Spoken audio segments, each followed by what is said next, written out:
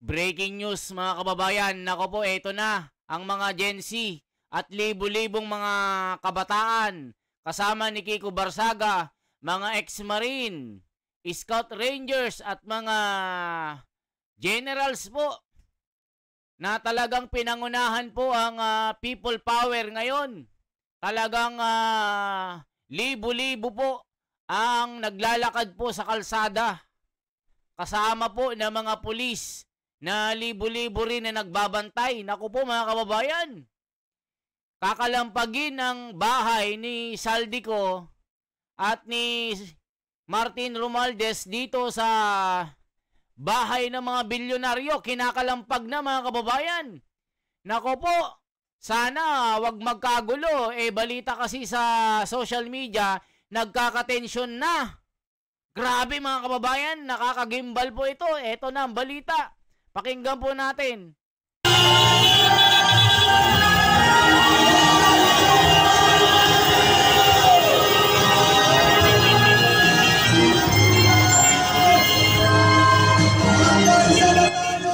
Daming pulis mga kababayan. Magkaisa na tayo! Magkaisa na tayo!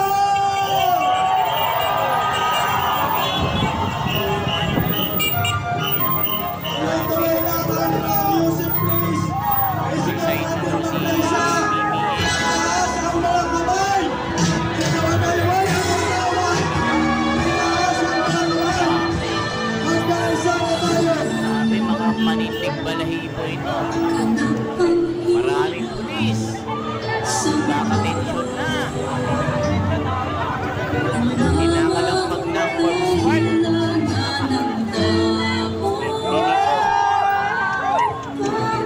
Magkaisa na tayo! Ito na bang revolution? Mga kababayan, Oras na! Walang kulay-kulay! Magkaisa walang na kulay-kulay. Tinding laban nito, wala nang kulay-kulay. Walang dilawan, walang tiklawan. Walang bangagan ng mga siraulo. Alakas, daming pulis. Hindi. As a manager, the further you get from hands-on Ako work, mga the harder. kababayan, hanggang gabi ito. Talagang pinangunahan ni Kiko Barsaga itong rally na ito. Kasi 1 week before talagang gusto niya nang pababain si BBM dito mga kababayan. Napakatindi. Talagang nagagalit ng tao. Eto, tignan nyo po. Galing po ito kay BML. I-subscribe nyo po si BML TV mga kababayan. Magkaisa na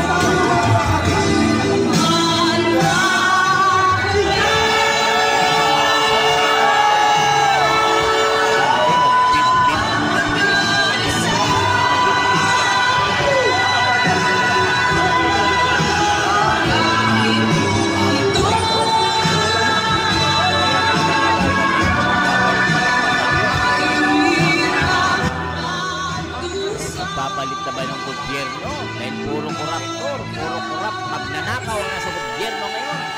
Kakagigil. Alakas, mga kababayan. Ayan, Mimi and Rizal daw. Galit na galit sila. Ang daming mga tao. Ito yung mga taga-suporta po ng sambayanang Pilipino na para mabago ang sistema na puro korap, napapamahayan ng mga buhayang politiko. Mga kababayan, ang daming pulis, libo-libo. Nagtataas ako ng mga kamay. Sabi na ko po, kung Kiko Barsaga, namuna na. Bayan tumindig na. Marcos, palayasin. Halaka. Grabing sigawan ito. Halaka mga kababayan. Magkaisa daw para sa bayan. Halaka. Hindi talaga nang nagaganap. Mga kababayan ko. Ito na sinasabi natin na huwag galitin ang mga bayan na patuloy na sumisigaw dito. Grabe, punong-puno. Papuntang Corpus Park ito, mga kababayan. Grabe na. Ang sinasabi ng tao dito. Ito ang sinasabi ng mga tao. Grabe, people power na talaga ito. Sa Malacanang na po ba yan? Sana lusubin na kung ayaw pa rin bumabahala ka. Go, go, go. Diretso ng Malacanang. Itapon sa ilog. Halaka si Mimi M. Obvious na ayaw ng tao sa administrasyon. Pres Marcos, manhid ka ba? Halaka. Galit na galit ang tao. Marcos resign daw. Wow, pati mga pulis nakikiisa na. Halaka. Gumalaw na ang puwitan. Palayain ang bansa sa mga gahamang tiwali at buwaya. Daming naghihirap sa mga maling pamamalakad, mahinang pamumuno, palayasin sila sa mga salot ng lipunan. Halaka, mga kababayan. Sobrang nakakahiya ang administrasyong ito. Legacy mong iiwanan ang pinakamalaki at garapalang korupsyon sa pamumuno mo. Ang maaalala ng taong bayan ang naglagay kay Meme M. Taong bayan din ang kumaladkad paalis sa kanya kasama ang mga big buhaya na Saldico at Buhayang Martin. Tuloy na ang laban para sa bayan. Halaka. Nang gigigil ng taong bayan, mga kababayan. Rally update today. Halaka. Punong-puno ang kalsada. Libo-libo. Pati pulis sumama na. Grabe talagang kalupitan ng mga buhaya ngayon. Halaka. Grabe na. Sige bayan. Kalampagin ang mga buhaya dito. Grabe, nakakakilabot ito. Alaka, mga kababayan. Liit. Ito po sa market yata ito. Papunta na Portsmouth. Alaka, nag-dip na ang mga tangke. Ay, tangke tuloy. Mga truck na mga bombero pati. Alaka. Grabe mga taon dami. Grabe, mga pulis, nakikisama na rin, nagtatraffic na sa sobrang dami ng tao. Grabe, lakas si Kiko Barsaga dito, mga kababayan.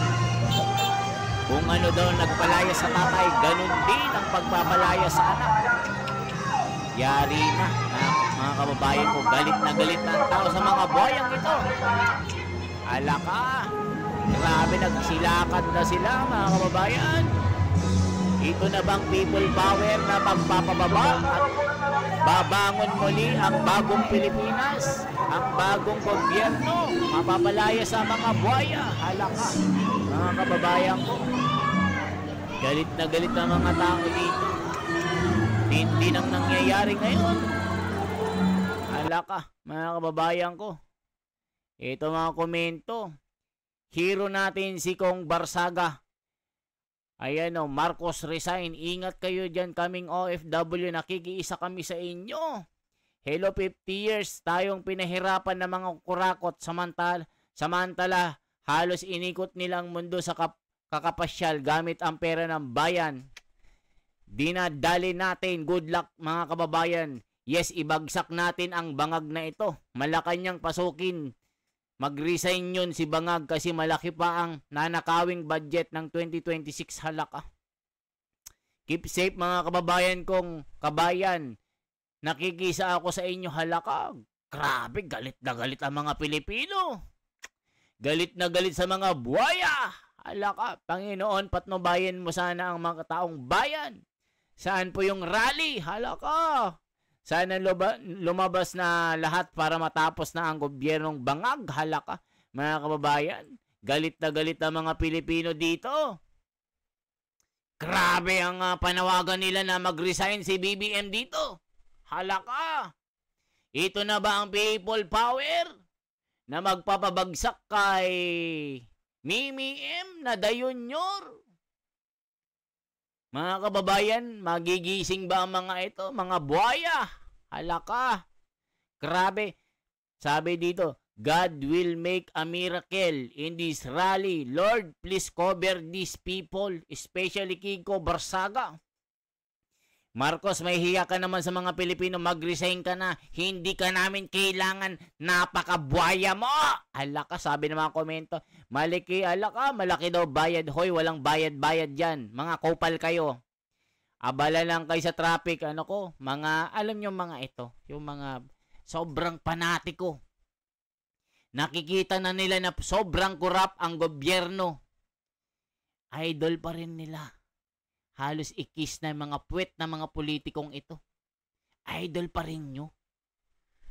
Ninanakawan na ang mga Pilipino. Billion, trillion na ang nanakaw sa flood control. Tignan nyo itong ginagawa ng Blue Ribbon Committee. Itinigil nila. Ang inaayos nila itong farm to market road. Ito yung tinututukan ni Tulfo. Siya yung bagong Blue Ribbon Committee kasi nga walang alam sa legal. Hindi abogado. Kaya gusto niya farm to market road para mas madaling imbestigahan. Pero ang Blue Ribbon Committee, dahil marami pong sangkot dito na malalaking isda, wala na. Iniwanan na, iniwasan na. Kasi nga, inagaw nyo kay Marcoleta yung liderato. Kaya nga, nagkakaproblema kayo, nakakahiya kayo, mag-resign lang kayo dyan. Kayong mga bending dalo, mag-resign lang kayo. Wala kayong kwenta dyan, mga, ay, nako po, mga kupal. Kupal kayo. Gigigil ako sa inyo. Sinong di magagalit sa inyo? Ninakawan nyo kami. Mga kupal, mga protector pa kayo ng mga kupal na mga hinayupak na yan. Na mga magnanakaw na yan. Sinong matutuwa sa inyo? Mga kupal kayo. Gigigil nyo si The Wonder. Tapos sasabihin nyo, mga bayad yan. Ninakawan na, babayaran pa mga kupal. Ayan, so yung sa mga yung nasa kaliwa po natin guys, yan po yung mga nananawagan CBML-TV ito mga Marcos kababayan. resign, panagutin ang lahat ng mga Grabe mga kababayan ko, matinding revelasyon ito. Grabe, viral na viral. Iligtas si Kiko Barsaga, kakalampagin ng nangyayaring korupsyon. Pababain daw si Mimi M. Halak. Eto po. Nako po, dami. BBM, resign ka na. Nakakahiya ka na. Nakakahiya ang ginagawa mo. Puro pagtatakip na lang sa mga buhaya. Iniligay mo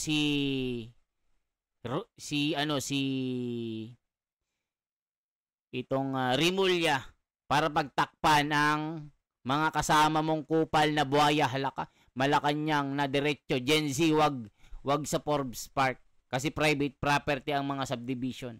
Kung ganyan lang kadami, wala na malabo. Napakarami. Kaya pala nag-traffic na naman dyan. Halaka. Keep safe everyone. God bless Philippines. Bali yung mga nagsisigaw na Duterte bulag sa katotohanan. Kaya walang mapalahin. No yun. Paano mapanagutin kung magbitiw na? Pangalawang paglayas ng Marcos. Simula sa ama hanggat sa anak. Layas korap Marcos. Layas mga Marcos. Palayasin. Maliban na lang kay Aimee. Ayan mga kababayan. Galit na ang taong bayan dito. Halaka, ang dami ng tao mga kababayan. Tingnan nga natin dito. Anong nangyayari dito? Labanan ng Mancha Halaka, with new bracelet. grabe, daming tao talaga. Check nga natin ito mga kababayan. Ano lang po tayo. People power na eh. Talagang galit na mga tao. Nawala na mga trolls at bangag daw. Halaka. Grabe, galit ng tao sa gobyernong ito kasi nga, mga kupal na kasi mga nagpapalakad eh. Lisa Marcos! Pag nakita kita, kakalat ka rin kita!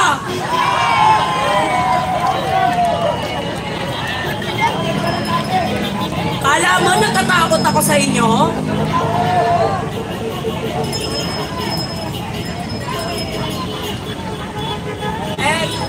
Sa sobrang galit kasi ng mga Pilipino ngayon mga kababayan, talagang nakakapagsalita sila ng hindi maganda. Tignan nyo po mga kababayan. Bakit ang dami ng tao sa caption mo pero sa live wala? Marami nga yan.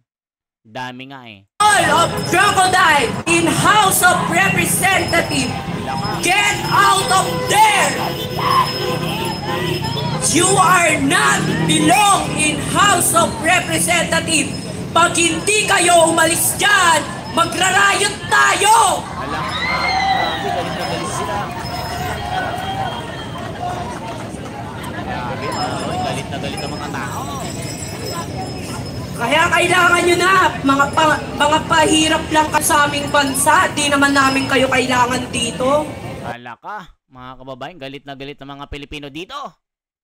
Naggagalit na sila. Umuusok na mga ilong sa galit. Galit na kami. Lumayas na kayo dyan. Pati ako na bibisit eh. Kasi nga, Sino ba naman ang di magagalit mga kababayan? Itinigil ang Blue Ribbon Committee.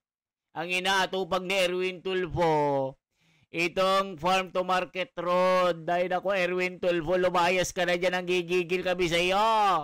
Ibalik mo si Marcoleta, wala kang alam dyan, bobo. Ang gigigil ka eh.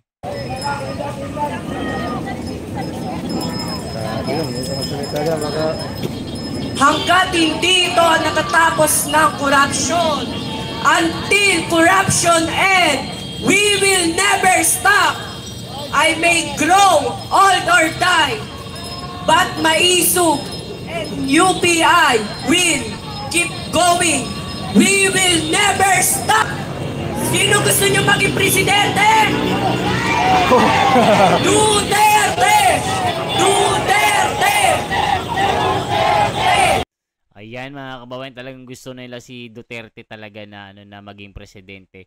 So mga kababayan, ano masasabi nyo dito? I-comment nyo po ha. Mag-comment po kayo. Talagang nagkakagulo na naman. People power na naman ito. Nagkakagulo na naman dahil sa mga kupal na buhayang ito.